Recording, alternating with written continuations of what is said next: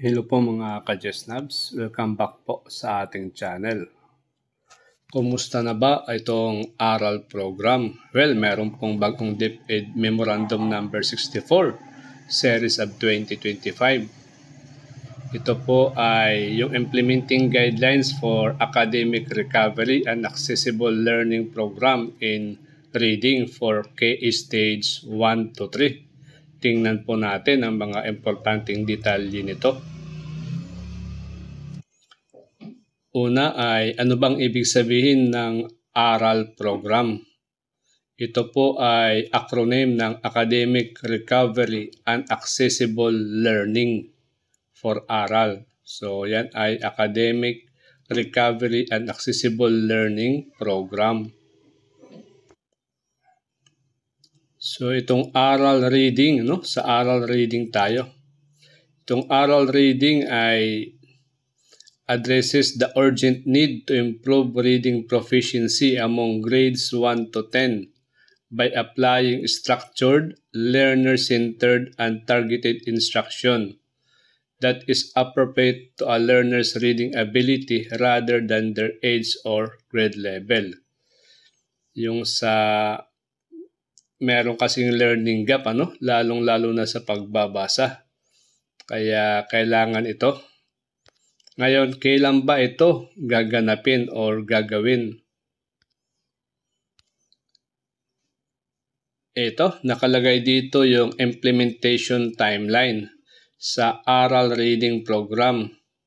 Ito po ay gagawin in phases beginning school year 2025-2026. Para po sa grade 1, ito po ay magsisimula sa third quarter sa school year 2025-2026. While yung grade 2 at saka grade 3 ay magsisimula ito sa second quarter of this school year. Yung sa grade 4 naman to grade 10, the program shall start in the second quarter of school year 2025-2026. So sa last week of August na po yan. Ito po ay kung yung school ay na-meet na niya ang readiness indicators for the program. So, guidelines for the participation of learners under the Alternative Learning System or ALS in ARAL reading shall be released in separate issuance. Ito po yung ARAL program framework, Yung learners na yung mga balik-aral, Balik-aral ng mga estudyante, yung mga estudyante na below the minimum proficiency levels required in the reading and mathematics, at saka yung bumabagsak sa mga classroom assessment, sila ay dadaan sa beginning of school year assessment or yung classroom-based assessment plus the beginning of school year assessment. Ito po yung sa grade 1 siguro at saka grade 3 ay yung ASRA, tapos yung grade 4 to grade 10 ay yung PhilGips, Tapos sila po ay magkakaroon ng ARAL tutorial with continuous monitoring of learners' progress through formative assessment. Tapos merong midline assessment.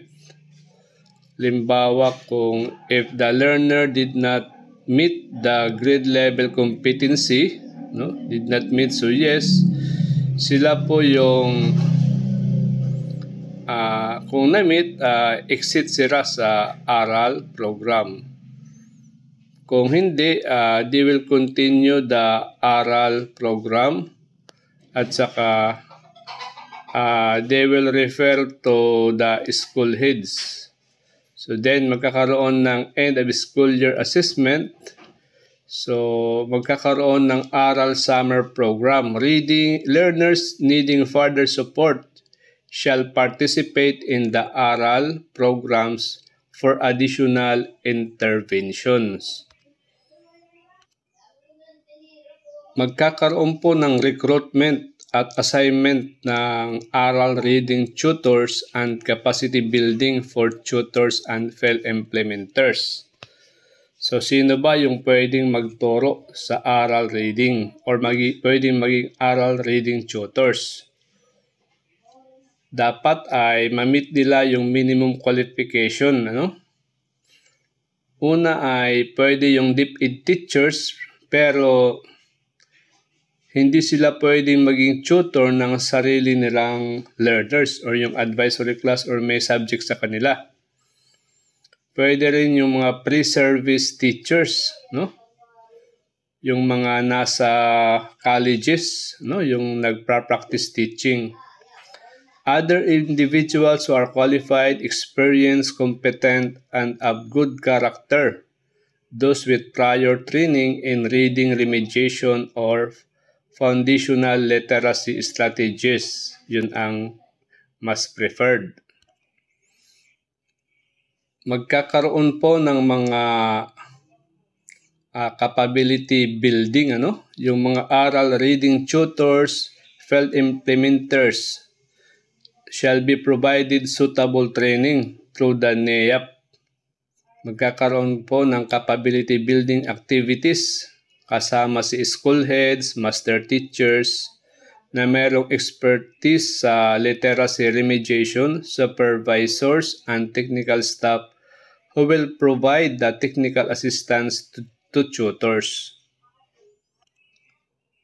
Ito, isang maganda, no? Mayroong health assessment of learners. So, yung mga schools ay dapat siguruhin na magkaroon ng vision screening and other health-related assessment. So, yung DepEd shall establish partnership that can facilitate vision screening, referrals, and corrective interventions. So, yung eyeglasses shall be provided to learners requiring corrective interventions upon the recommendation of the optometrist and ophthalmologist. Nako, napakagandang balita niyan. So, yun po guys, yung update natin sa aral program. Ano? For more information ay bisitahin nyo na lang itong DepEd Memorandum number 64 Series of 2025. Maraming nagtatanong dyan na hindi teacher sa DepEd kung pwede silang mag-apply. Tanungin nyo na po yung pinakamalapit nyong school or division office kung nangangailangan sila ng mga tutors at saka kung qualified po kayo. Okay, hanggang dito na lang po. Thank you for having me. Bye-bye.